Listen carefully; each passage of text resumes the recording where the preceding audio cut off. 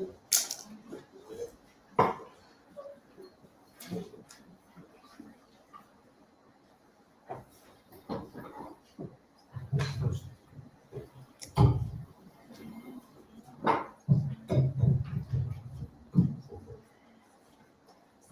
good to be with you all this morning. Радвам се да бъда между вас тази сутрин. My name is John Bъргър. Казвам се Джон Бъргър I work with the MTW missionary team that's here. и работя с мисионерския екип, който служи в България.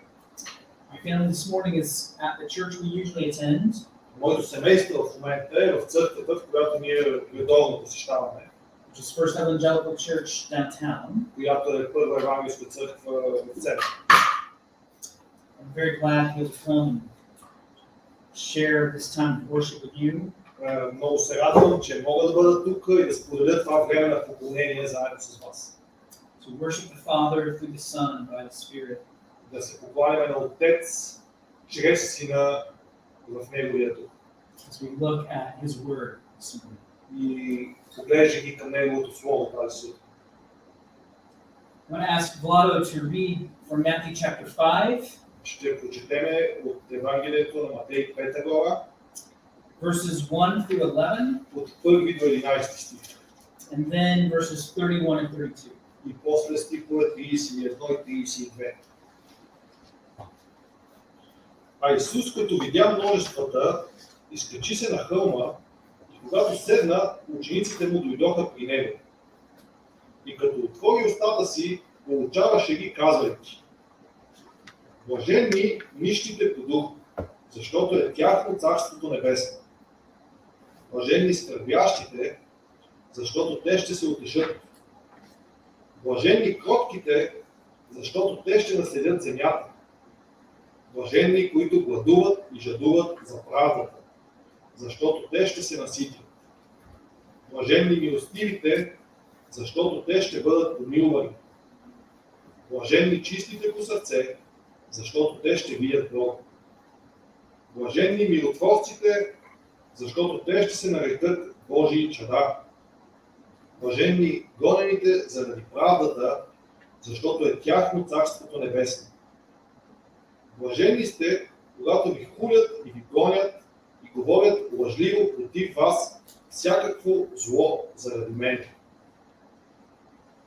Още е било казано: който си напусне жената, нека й даде разводно писмо. А пък аз ви казвам, че всеки, който напусне жена си, освен по причина на прелюбодейство, прави я да прелюбодейства. И който се ожени за напуснатата, той прелюбодейства. The grass withers and the flower fades, Тревата изсъхва и нейният цвят окапва, the word of our God always endures. но Божието Слово пребъдва до века. Let's pray. Нека се молим. Father, would you help us understand your word this morning? Господи, помогни ни да разбираме Твоето Слово тази сутрин. We need your Holy Spirit to do it. Имаме нужда от Твоя свят дух. Would you help us to see Jesus in this text? Помогни ни да видим Исус в този текст. Not just Him teaching us, Не Той просто получавайки ни, but help us see our need for Him, но нека виждаме нашата нужда от Него. our need for Him in order to become like Him. Нашата нужда, за да можем да станем като Него. And we pray these things in His name. Молиме се всичко това в Неговото име. Амин. This year I will have been married to my wife for 21 years. Тази година ще празнувам 21-та годишнина с моята съпруга. This coming June, actually. Идващия юни месец.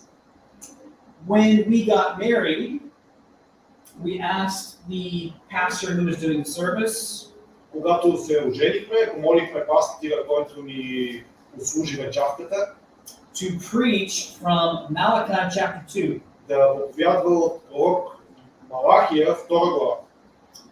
We wanted him to preach from that text Искахме той да проповядва от този текст, Because in that text, God tells the people of Israel, I hate divorce. Защото в този текст Бог казва на изгревия народ, аз мразя развода. Evidently, there was a lot of divorce taking place within the people of Israel in Malachi chapter 2. Контекста на посланието на Бог Малакия е, че много разводи са се случвали по това време в изгревия народ. Husbands were divorcing their wives for all sorts of reasons. Съпрузи се развеждали с съпругите си по всякакви причини.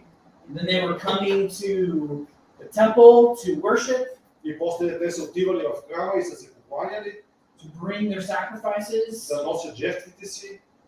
And God was saying, I'm not going to listen to you when you come worship me. И Бог това, което им казва, аз няма да ви чуя, когато вие да ми се покланяте. Look how you're treating your wives. Вижте как се държите с жените си. You're destroying the families of Israel. Вие унищожавате семейството в Израил. You're destroying the godly seed of Israel. Вие унищожавате Божието семе, което е в Израил. So we chose this text to be preached for our wedding ceremony. И ние избрахме този текст да бъде, върху този текст да бъде проповядвано в нашата венчална служба. Because we wanted all of the witnesses there to see us pledge to one another to get married and not divorce each other. Защото искаме всички да видят, че ние искаме да се ожениме и нашето желание е никога да не се разведем. It's kind of a bold move. И това беше малко смел ход в нашата страна. Especially because there was a lot of people in the audience who had been divorced. И по-специално, понеже в хората, които бяха гости на нашата сватба, имаше доста хора, които бяха разведени. Many of them are close relatives. Много от тях са наши близки роднини. And we probably wouldn't choose that passage if we were going to get married today. И ако днеска се женихме, най-вероятно нямаше да изберем този пасаж. We've learned a lot about ourselves in the last 21 years. Научихме много един за друг или за самите себе си в последните 21 години. There's like a million ways that a husband and wife can hurt each other. Did you know that? Знаете ли, че има поне 1 милион начина, по който съпруг и съпруга могат да наранят един друг.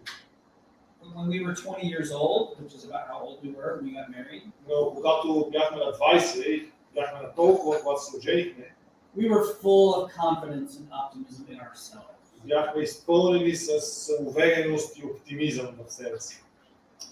We still love Malachi chapter 2. We still love that passage. Ние все още много обичаме този пасаж в Малахия 2 глава.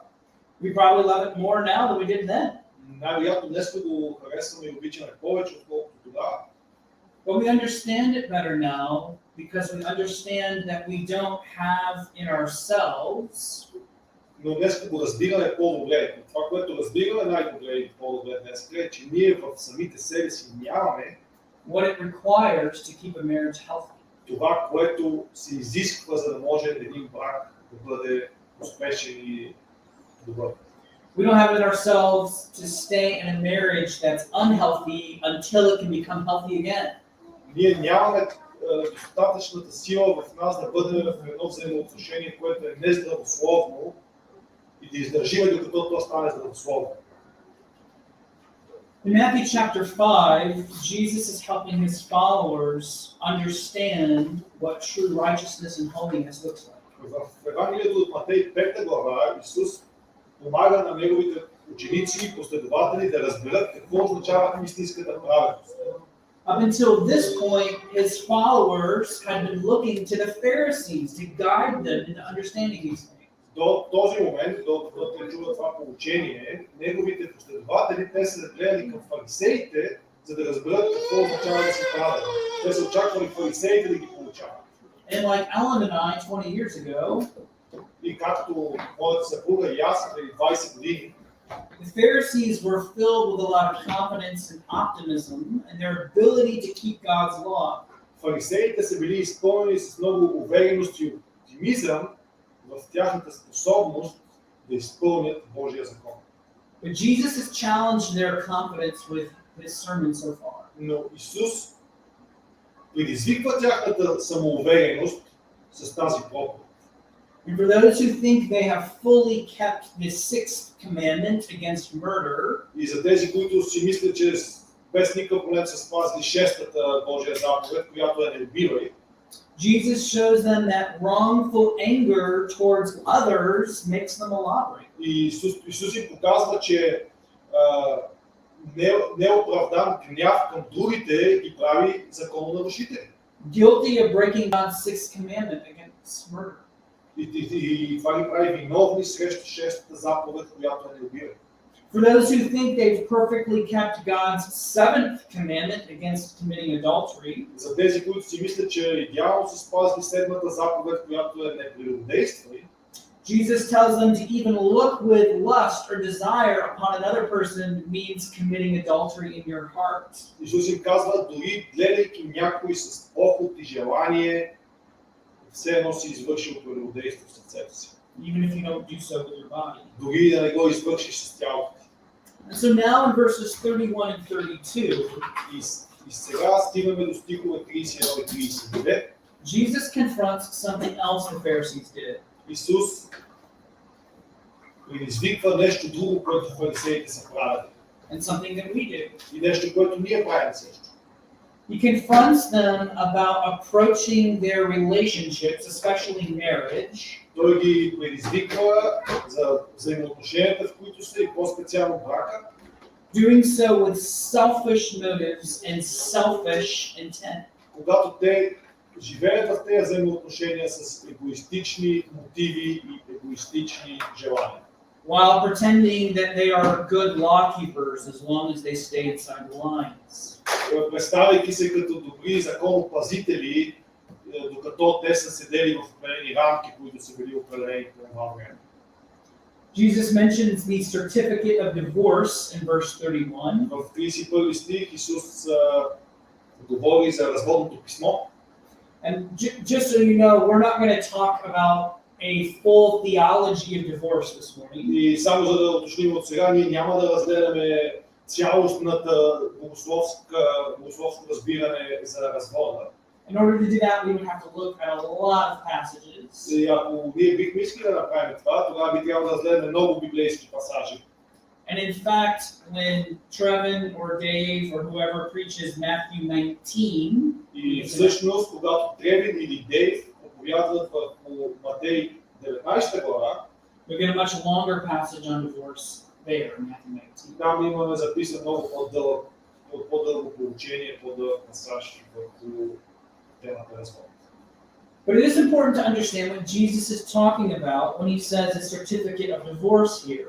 Но е важно да разберем какво има предвид Исус тук, когато казва разводно писмо. He's referring back to Deuteronomy chapter 24. Той прави връзка с книгата Второзаконие, 24 глава. And in that passage, Moses writes about giving the people of Israel a certificate of divorce. И в онзи пасаж Моисей казва на хората, че те могат да дават разводно писмо на хората от Израил. What he's writing about is when men were to give women a certificate of divorce. Това, за което пише, е, че мъжете са можели да дават на жените си разводно писмо. Moses is not commanding that people should have divorces in Deuteronomy 24. Чрез това си дело Моисей не заповядва на хората да се развеждат. Moses is not talking about all of the reasons or circumstances that a person can have a divorce in Deuteronomy 24. В Второзаконие 24 глава Моисей не казва на хората причините, заради които биха могли да дават разводно писмо. He's just saying in those first few verses of the chapter, Той просто казва в тези първи няколко стиха на главата, that when a man divorces his wife, че когато един мъж се развежда с жена си, he should give her a certificate, a proof of having divorced her. Той трябва да й даде това удостоверение, това доказателство, че те се разведени вече. Because back then, a single woman was usually not able to support herself. Защото по това време в тяхната култура една самотна жена сама не е могла да се самоиздържа. And so when a woman was divorced, she would go looking for another man to be able to marry. И когато една жена е била разведена, то тя е трябвало да отиде да намери друг мъж да се ожени за нея. And of course, if she found that man to get married to, И ако тя би могла да намери друг мъж, който да се ожени за нея, her father would also have to give that man a dowry. И тогава бащата на бъдещата му жена, не на бъдещия, е трябвало да даде на кой? Е трябвало да даде на зет си зест. Аз мисля, че в България са сложили цена. Sometimes what would happen is if that woman would be divorced again, Някой път това, което ще се е случило, че ако тази жена още един път е била се е развела, пак е получила развод, or if her second husband died, или втори съпруг да умре, then the first husband might try to marry her again. и тогава се е случило, че някой път се случило, че първият съпруг е опитвал отново да се ожени за нея, In order to get another dowry. за да получи още една зест. And Moses is saying, you can't do that. И Моисей е казал, не може да прави така.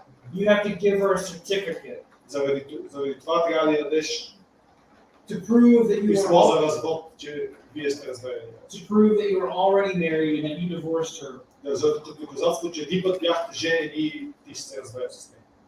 In other words, in the original context, И с други думи, в първичното място, където развода е бил установен, Deuteronomy 24 в Второзаконие 24 глава, was being used to protect the women of Israel. този пасаж е използван, за да може жените в Израил да получат защита. From being passed around by men for financial gain. От това те да бъдат предавани от мъж на мъж за финансово изгода. But that's not how the passage is being used in Jesus' day. Но в времето, когато Исус е бил на земята, не така са използвали хората този пасаж. In Jesus' day, the passage is now being used to promote selfishness. В дните на Исус този пасаж се използва, за да се насърчава егоизма. The men of Jesus' day, the Pharisees of Jesus' day, Хората, мъжете или фарисеите по времето на Исус, at least a lot of the Pharisees of Jesus' day, или поне много от фарисеите по времето, когато Исус е бил на земята, are coming to Deuteronomy 24, са гледали Второзаконие 24 глава, and they're saying, oh, we get to divorce a woman whenever we want, as long as we give her a certificate. и те са си казвали, ние може да се разведеме с жена си, когато си поискаме, стига само да й дадеме разводно писмо. And so men could divorce their wives for accidentally burning their toast in the morning. Един мъж е може да се разведе с жена си, ако тя случайно изгори сандвича сутринта. Men could divorce women for all sorts of reasons. И мъжете са могли да се развеят с женици за всякакви причини. They didn't even need a good reason. Дори не са имали нужда от причини. And Jesus is saying, you don't understand what divorce really is. И Исус тук им казва, вие не разбирате това, което развода е. You don't really understand what marriage is. Вие не разбирате дори какво е бракът. If you're using this law to promote your selfishness while feeling righteous and good about yourself while doing it, Ако вие използвате закона, за да се чувствате праведни, докато извършвате егоистични постъпки, докато уж го изпълнявате, then I need you to understand what you're really doing here. аз имам нужда вие да разберете това, което вие всъщност наистина правите. You're actually committing one of the greatest evils. Вие всъщност извършвате едно от най-големите злини.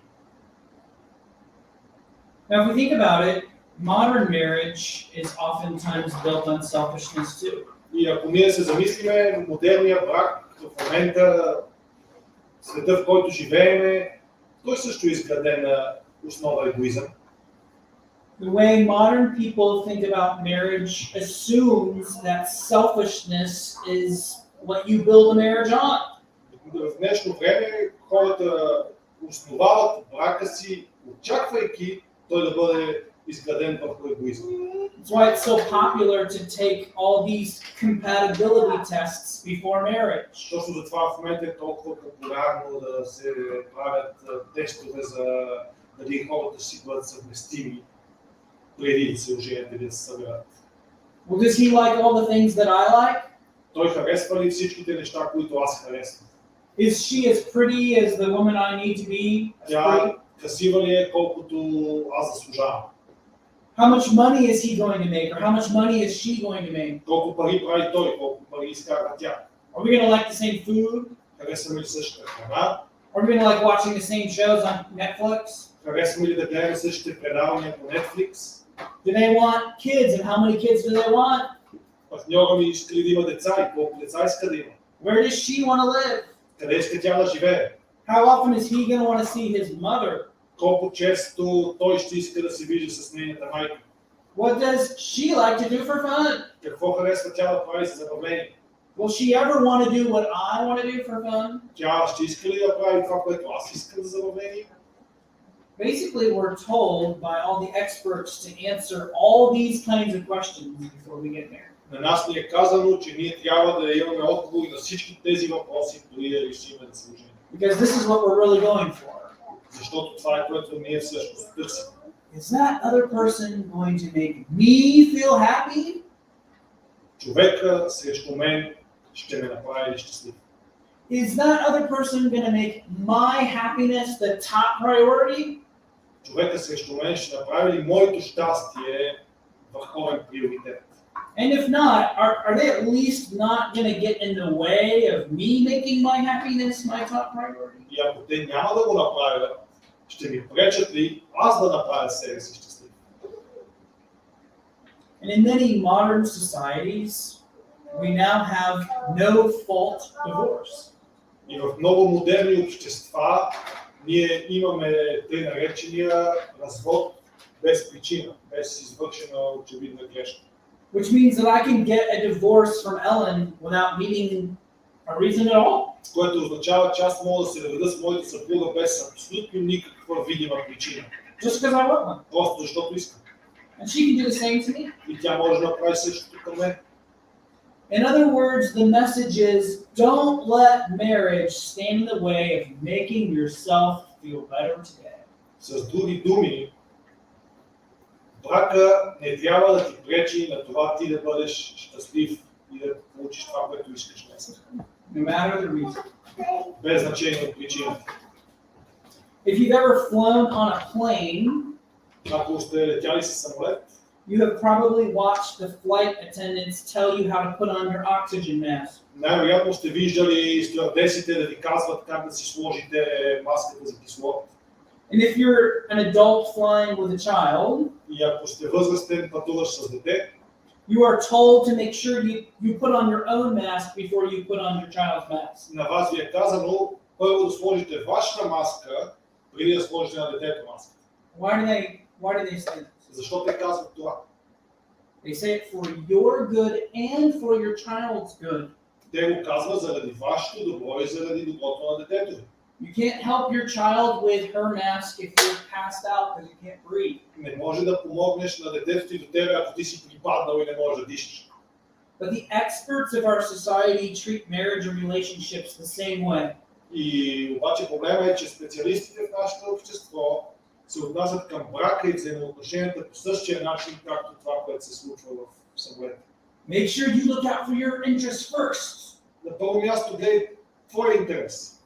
Making yourself happy is the most important part of a relationship. Ти да си щастлив е най-важното нещо в взаимоотношението. It's the most responsible and righteous thing to do. Това е най-голямата отговорност и най-правилното нещо, което мога да направиш. This is what the Pharisees believe about divorce. Това е, което фарисеите са вярвали за развода. And Jesus goes, you got it all wrong. И Исус им казва, изобщо не сте ме разбрали.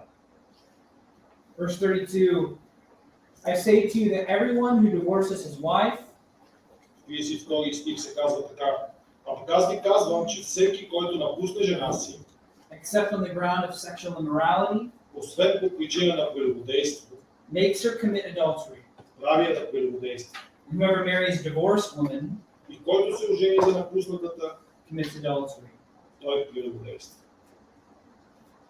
For Jesus, marriage is not like a business contract За Исус брака не е бизнес договор, where both parties are looking to get the most out of the relationship for their own interest. където и двете страни се опитват да вземат колкото могат повече от това взаимоотношение, за техния собствен интерес си изгоден. For Jesus, marriage is a covenant. За Исус брака е завет, And a covenant is basically a promise. а завета е всъщност обещание. A covenant is future-looking, future-oriented. Завета е насочен към бъдещето. On the day that I got married to Ellen, В деня, в който аз се ожених за моята съпруга, I was not saying to her, аз не бях казал, you know, I just loved you so much these last couple years. We've just had some good times together. аз не казах, толкова много те обичам, последните няколко години имахме толкова чудесни дни заедно. In our marriage ceremony, Ellen was not saying to me, На нашата брачна церемония Елън не ми каза, you know what, today, right now, I just love you so much. And I want everyone to hear me say it.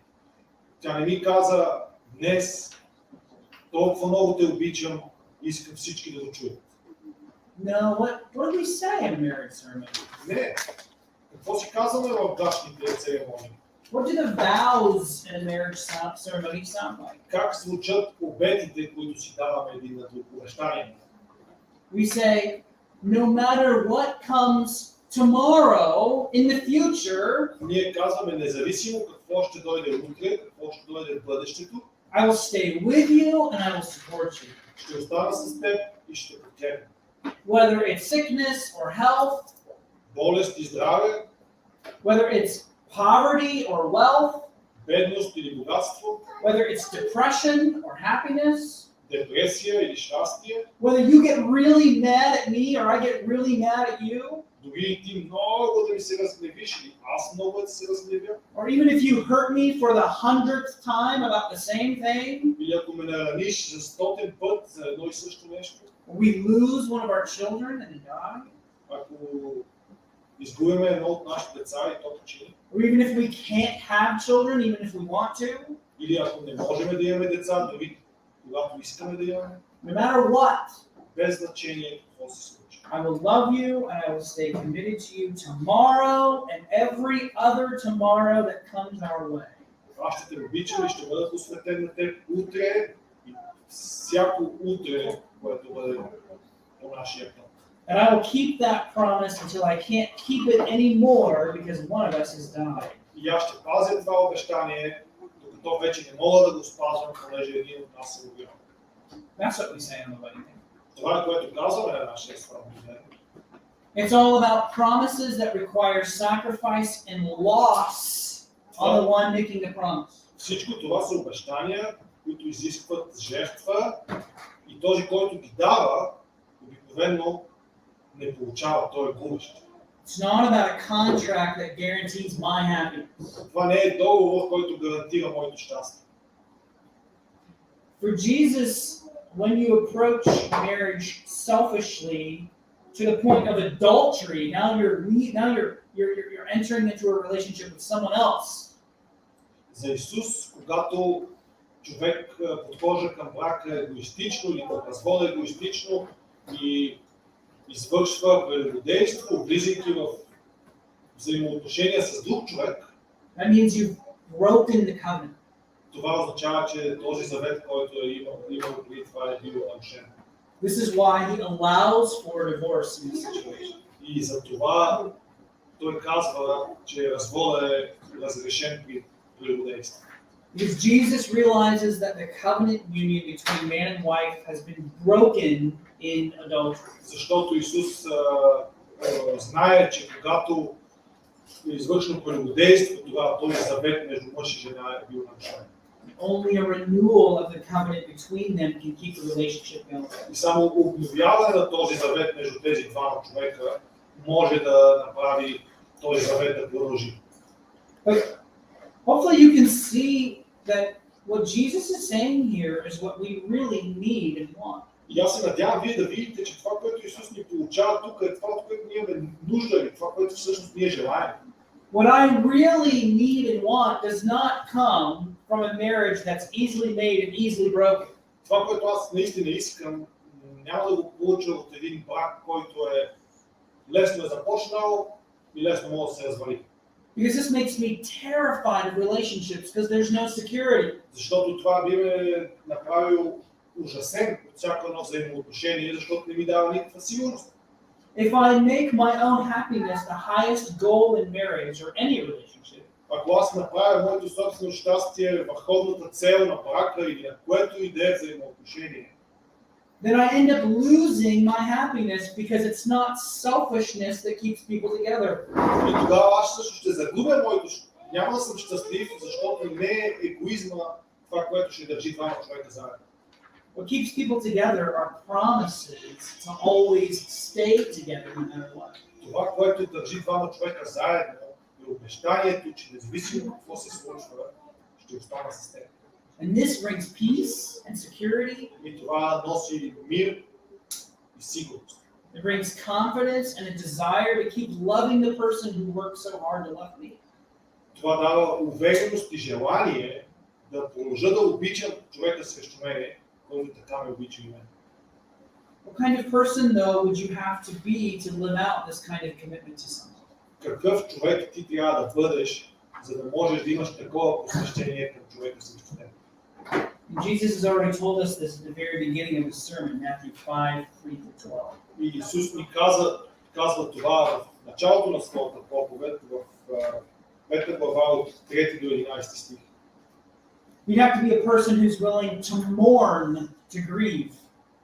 Трябва да си човек, който е готов да скърби. To enter into grief and loss when your marriage isn't healthy right now, instead of leaving it.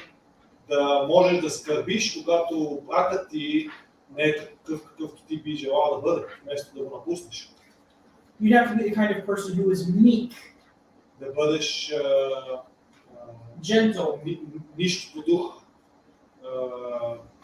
not, внимателен, not seeking the desires of yourself when the other person is being selfish. не търсиш твоите желания, когато човека срещу тебе се държи егоистично. You have to be the kind of person who hungers and thirsts for righteousness in yourself. Човек, който гладува и жадува за правдата в той да я извърши, Instead of always blaming or judging the other person for not being righteous enough. вместо постоянно да обвиняваш човека срещу тебе, че той не е достатъчно праведен. You have to be a person who's pure in heart. Да бъдеш човек чист по сърце. Instead of sneaking around and hiding lust for others in your heart. Вместо да търсиш моментите, когато да си похотлив към хората около тебе. Or anger and bitterness in your heart for your spouse. Или пък да се бориш да не държиш гняв и огорчение срещу твоя партньор. You have to be the kind of person who pursues peace with your spouse. Да си човек, който търсиш мир с твоя партньор. Instead of always having to have the victory in every argument. Вместо във всеки спор да искаш ти да имаш последната дума. And even a person who will endure injury and great offense. И дори да бъдеш човек, който може да понесе нараняване и обида. To be a person who will endure the other person's anger and even hatred of you at times. Да издържаш на това човека срещу тебе да те наранява и дори да излива омраза. To even become the kind of person who could endure covenant breaking by the other person. И да бъдеш такъв човек, който дори да може да понесеш нарушаване на завета, който човека срещу тебе ти е обещал или е сключил с тебе. Person who could forgive even the worst of offenses. Човек, който може да прости дори най-големите обиди. Okay? That might be the kind of person who can stay in a marriage. How do you become that kind of person? Сега си говорихме какъв човек трябва да бъдеш, за да можеш да да изпълняваш, да бъдеш в брака, какъвто Бог го определил. Следващия въпрос е как аз да стана такъв човек. Not overnight, not quickly. Това не става за една нощ, не става бързо, Not by hearing one sermon не от чувайки една проповед or reading one book или четейки една книга, or going to one conference или отивайки една конференция, or praying one prayer или изказвайки една молитва, or anything quick and fast. или по какъвто е начин бързо и лесно. It takes a lifetime to grow into this kind of person. Изисква да посветиш живота си, за да станеш такъв човек. Always imperfectly in his life. И винаги и никога няма да бъде перфектен в този живот. Never completely arriving in this life, never being finished in this life. Никога в този живот няма да постигнеш абсолютно перфектно. But I can tell you where to start. Но мога да ти кажа откъде да започнеш. There's a definite starting place for having righteousness that's higher and better than the Pharisees. Има едно място, където ще получиш праведност, която е по-висша и по-добра от тази на фарисеите. You have to first know the ultimate husband, the ultimate bridegroom, the covenant maker. Първо трябва да познаеш най-добрия съпруг, най-добрия в пазването на заветите. You have to know the ultimate covenant maker and defender and keeper. Най-добрия в пазването на заветите, най-добрия защитник и най-добрия пазител. The Bible speaks of God being Israel's husband in the Old Testament prophets. Библията говори за Господа като съпругът на Израил. Like Ezekiel, Езикил говори за това. Hosea, Jeremiah, and Isaiah. Осия и Еремия Jeremiah. Excuse me, Isaiah. и Исаия. And even though Israel breaks the covenant by committing adultery, И дори, че Израилевия народ са извършили прелюбодейство и са нарушили завета, spiritual adultery, which means worshiping other gods, тук говорим за духовно прелюбодейство, защото те са се покланяли на други богове, God promises to forgive and restore the relationship. Бог им обещава да им прости и да възстанови взаимоотношението си с тях. But how does he do this? Но как? He does it by taking on the Old Testament penalty for adultery upon himself. Той го прави, поемайки старозаветното наказание за това деяние върху себе си. This is the shocking point that Jesus is making in verse 32 of Matthew 5. Това е шокиращото на изказването, което Исус прави в 32 стих на 5 глава на Евангелието от Матей.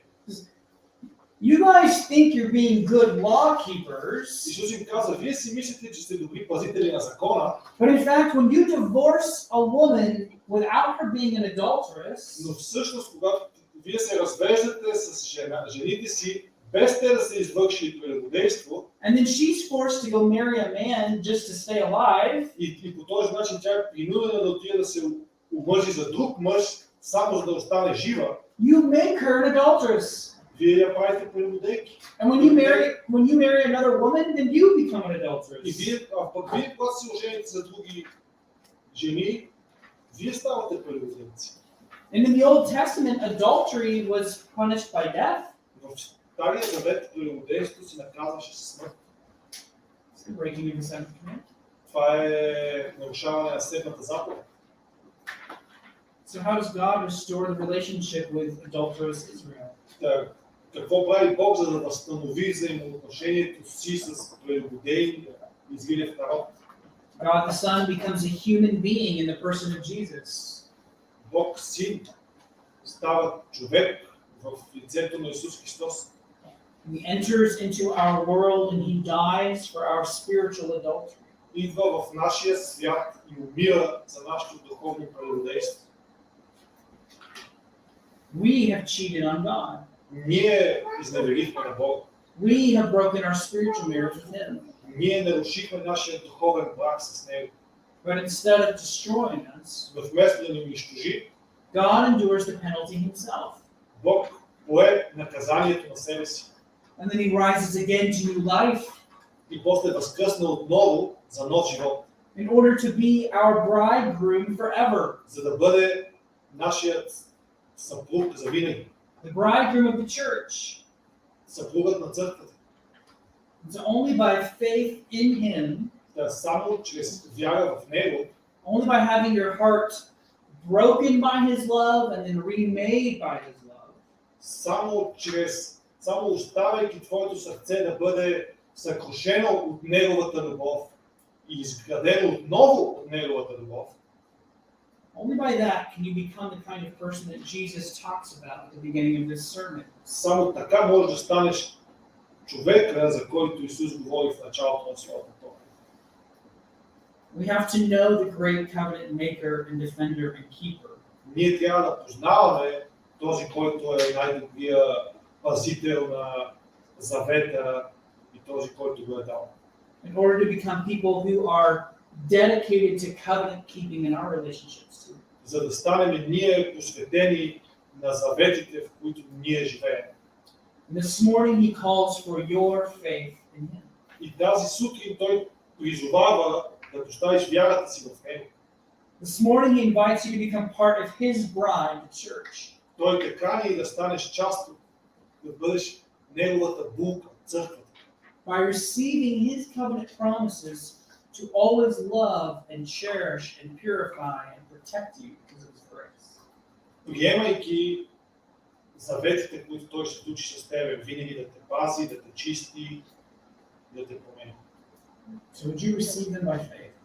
Би го приел чрез вяра. In the name of the Father, and the Son, and the Holy Spirit. В името на Отец, на Сина и на Святия Дух.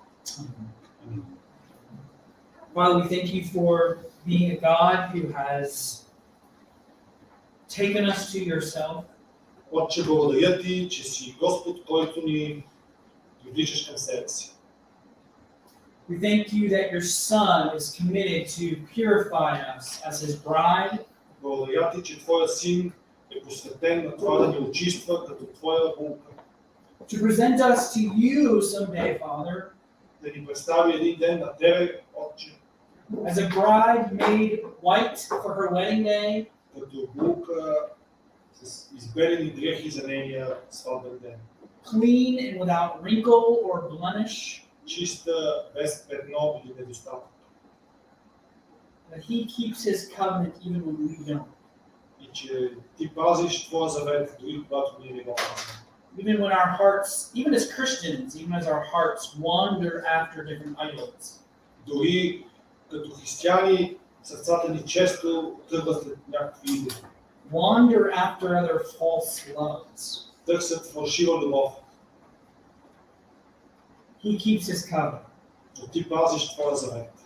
And he forgives, and he cleanses us, and he washes us. И ти прощаваш, очистваш ни, измиваш ни. And he stays our bridegroom. И оставаш нашия съпруг. Just an unending river of love. Не свършваща река от любов. Thank you for being this kind of God. Благодаря ти, че си такъв Господ. Thank you for making us more and more into the image of Jesus. Благодаря ти, че ни уподобяваш повече и повече на образа на Исус. Help us to treat our relationships this week Помагай ни в нашите взаимоотношения тази седмица. out of a desire to love and to give and to serve, Да живееме с желание да обичаме, да даваме, да служим, instead of a desire to get and increase and вместо да искаме да получаваме desire to be selfish. и вместо да бъдем егоистични. Make us these kinds of people. Да види такива хора. In Christ's name, В името на Исус, by the Holy Spirit. чрез Святия Дух. Amen. Амин.